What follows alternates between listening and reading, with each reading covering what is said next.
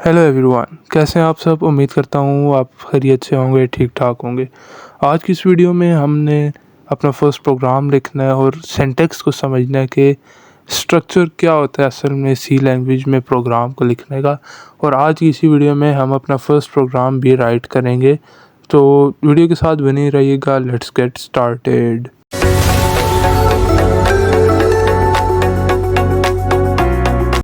अब सी language program के syntax को समझने से पहले हमें यह पता होना चाहिए कि सिंटैक्स होता क्या है।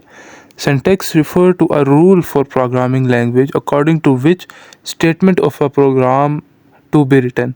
अच्छा, इसका मतलब ये है कि सिंटैक्स ऐसा प्रोग्रामिंग लैंग्वेज का रूल है जो कि बताता है कि हमने स्टेटमेंट को लिखना कैसे है। हम कैसे अपनी स्टेटमेंट को लिखेंगे तो हमारे पास सही और एफिशिएंट आउटपुट और करेक्ट आउटपुट आएगी। ये है सिंटैक्स। सिंटैक्स के बारे में डिटेल्ड वीडियो बन चुकी है, आप हमारी सी लैंग्वेज की प्लेलिस्ट में जाके वो भी देख सकते हैं। अच्छा, हमें ये तो पता लग गया कि जी सिंटैक्स क्या होता है। अब हमें पता करना है कि जी स्ट्रक्चर ऑफ सी लैंग्वेज क्या है। आपकी स्क्रीन पे एक तस्वीर या पिक्चर शो हो रही है जिसमें स्ट्रक्चर ऑफ सी लैंग्वेज के तमाम चीज़ें लिखी हैं जिनमें हम प्रोग्राम लिखते हैं। सबसे पहले जो हेडर पे आते हैं, हेडर जो आपके सामने हैश इंक्लूड लिखा है ना, हैश इंक्लूड एक का मतलब होता है प्री प्रोसेसर डायरेक्टिव्स या प्री प्रोसेसर डायरेक्टरीज भी कहते हैं। अच्छा, हमें पता होना चाहिए कि प्री प्रोसेसर डायरेक्टिव क्या होता है। तो प्री प्रोसेसर डायरेक्टिव असल में एक इंस्ट्रक्शन है जो कि हम अपने प्रोग्राम में लिखते हैं।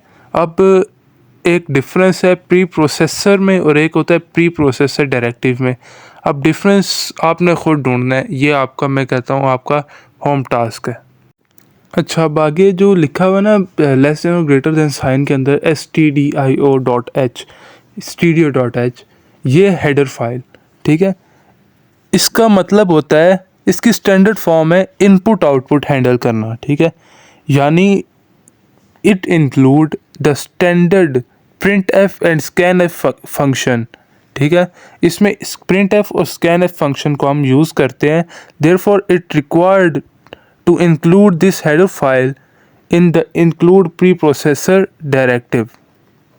अच्छा, अब हम अपने आते हैं सेकंड पॉइंट की तरफ जो कि है मेन फंक्शन, ठीक है। मेन फंक्शन क्या होता है? मेन फंक्शन असल में एक यूज़र डिफाइंड फंक्शन है। बहुत से लोग सोचते हैं कि जो मेन फंक्शन है वो है प्री डिफाइंड फंक्शन है, लेकिन ये गलत है क्योंकि हम जो है इसके ख़ुद रिस्पॉन्सिबल होते हैं कि हमने कैसी इनपुट देनी है। अब हम बात करते हैं वेरिएबल डिक्लेरेशन। अच्छा, वेरिएबल डिक्लेरेशन जो आपके सामने साथ इंट a इक्वल टू 10 लिखा है ना, इसमें इंट जो है वो है डाटा टाइप, ठीक है। इंट जो है हमारी डाटा टाइप है, a इक्वल टू 10 हमारा वेरिएबल है, ठीक है। a हमारा वेरिएबल है और 10 हमारी एक्सप्रेशन है, ठीक है। तो हमने क्या किया, इंट डाटा टाइप है, a में स्टोर करवा दो 10 को, a को a मेन मेमोरी में 1 बनाओ और a की वैल्यू को 10 स्टोर करवा दो। ये है वेरिएबल डिक्लेरेशन कि हमने क्या है जी, एक a है, जिस तरह बाकी लैंग्वेजेस में भी वेरिएबल्स आपने सुना ही होगा कहीं ना कहीं। वेरिएबल a है हमारा, a वेरिएबल है और इस ये इक्वल है 10 के, बस इतना समझ लें, a वेरिएबल है और ये इक्वल है 10 के। तो अब हमारे पास आती है वेरिएबल डिक्लेरेशन के बाद बॉडी। अभी हमने वेरिएबल को डिक्लेयर किया जो का था a इक्वल टू 10, ठीक है। अब बॉडी में हम अपना सारा प्रोग्राम लिखते हैं, सारा प्रोग्राम हम अपना बॉडी में लिखते हैं। मेन प्रोग्राम जो कि हमने इनपुट आउटपुट करनी होती है वो हम बॉडी के अंदर लिखते हैं। तो अब यहाँ पर लिखा हुआ है जी printf percentage sign d comma a. इसको समझते हैं अब ये क्या चीज़ है। अच्छा, फिल वक्त आप परसेंटेज साइन डी को रहने दें, ये आने वाली चंद वीडियोज़ में हम इसको भी कवर करेंगे। तो लिखा हुआ है प्रिंट एफ। प्रिंट एफ का मतलब होता है कि आउटपुट दिखाएं। हम कंपाइलर को बोल रहे हैं कि आउटपुट दिखाओ। क्या दिखाओ? जो हमारे पास a वेरिएबल है जो कि 10 के इक्वल है, वो उसकी 10 वैल्यू को आउटपुट कर दो स्क्रीन पे। अब ये जो परसेंटेज साइन d है ये डेसिमल में है, ठीक है। डेसिमल जिसके साथ कोई पॉइंट वगैरह नहीं होता, ठीक है। अब कोमा a है, जो कोमा लगा हुआ है उसके बाद जो a है, अब ये a आउटपुट होगा हमारे स्क्रीन पर। अच्छा, अब ये रिटर्न ज़ीरो आता है ना, इसका मतलब होता है जो आपने ऊपर ऊपर जो आपने वैल्यू दी है वेरिएबल को, या जो आपने वैल्यू ऊपर लिखी है उसको रिटर्न करवा दो ज़ीरो, और जो है प्रोग्राम एंड कर दो।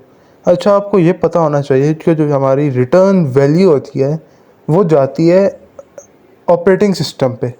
ये इंटरव्यू का हाईली क्वेश्चन है, ये पता होना चाहिए कि जो रिटर्न वैल्यू होती है वो जाती है ऑपरेटिंग सिस्टम में।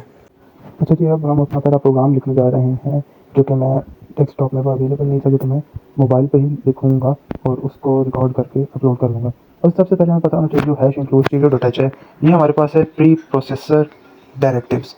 ठीक हो गया जी, प्री प्रोसेसर डायरेक्टिव्स पहले हम डिस्कस कर चुके हैं। अगर आपको नहीं समझ आई तो आप दोबारा जाके देख सकते हैं, और बहुत ही मज़ेदार सी वीडियो बनी है, आप जाके देखें दोबारा से। अब जो हमारे पास प्रिंट एफ है, ये प्रिंट एफ है वो होता है जी आउटपुट फंक्शन है, ये आउटपुट दिखाने के लिए हम यूज़ करते हैं। अब हमारे पास जो इंट मेन है, ये वो याद मैंने गलत डाल दिया, लेकिन आगे कर्ली ब्रेसेस से आगे डालते हैं। अब जो मैंने डबल लाइन डाली इसको कहते हैं कमेंटिंग। अब जो हमारे पास इंट मेन है, ये है मेन फंक्शन। ठीक है, मेन फंक्शन। ठीक हो गया। अब हम इसको पूरे को डिलीट करते हैं। क्या करते हैं, Ctrl+A तो नहीं है मेरे पास, मैं इसको कॉपी करता हूँ पूरे प्रोग्राम को और डिलीट कर देता हूँ, और दोबारा से सारा प्रोग्राम लिखता हूँ। अब जो है हैश इंक्लूड हमने लिखना है, मुझे थोड़ा टाइम लगेगा लिखने में। मैं लिखूँगा stdio.h, stdio.h, stdio.h। अब आगे आऊँगा, मैं लिखूँगा इंट मेन, साथ साथ आप भी लिखें इंट मेन, फिर ब्रैकेट, फिर साथ डालेंगे हम कर्ली ब्रेसेस, फिर कर्ली ब्रेसेस के अंदर इंटर दबा के इंटर करेंगे। इंटर करने के बाद हम लिखेंगे print F which is output function. तो ब्रैकेट्स डाल के हम उसके अंदर जैसे कहते हैं डबल कोट्स डाल के हम इसमें लिखेंगे हेलो वर्ल्ड। अभी इसको जो है सभी कॉलन को हम कहते हैं स्टेटमेंट टर्मिनेटर कहते हैं हेलो। अब हम इसके अंदर लिखेंगे हेलो वर्ल्ड लिखेंगे, और अब हम अपने आउटपुट को देखेंगे, हमारी आउटपुट क्या है। अब जो आउटपुट है वो देखिए हमारे पास successfully code executed which is the result is output is hello. आज की वीडियो में बस इतना ही। अब अगली वीडियो में हमने कॉम्प्लेक्स प्रोग्राम की तरफ जाना है। जाते जाते एक बात बताता जाऊँ, प्रोग्रामिंग इतनी मुश्किल भी नहीं और इतनी आसान भी नहीं। अगर आप उसे प्रोग्रामिंग को लाइट लेंगे तो आपको इंतहाई दर्जे की मुश्किल लगेगी, और अगर आप उसको डिफ़िकल्ट लेंगे और थोड़ा सा इंटरेस्ट ले के करेंगे तो आपको प्रोग्रामिंग इजी लगेगी। ये बात नहीं है कि programming is too much easy और टू मच डिफ़िकल्ट, ये दरमियाने लेवल की है। ठीक है, अगर आप पढ़ेंगे तो आपको समझ आएगी, अदरवाइज़ आपको समझ नहीं आएगी। अगर आपको वीडियो अच्छी लगी हो तो लाइक करें, चैनल को सब्सक्राइब करें और बेल आइकन को ज़रूर दबाएं। Thanks for watching this video and I'll see you next time.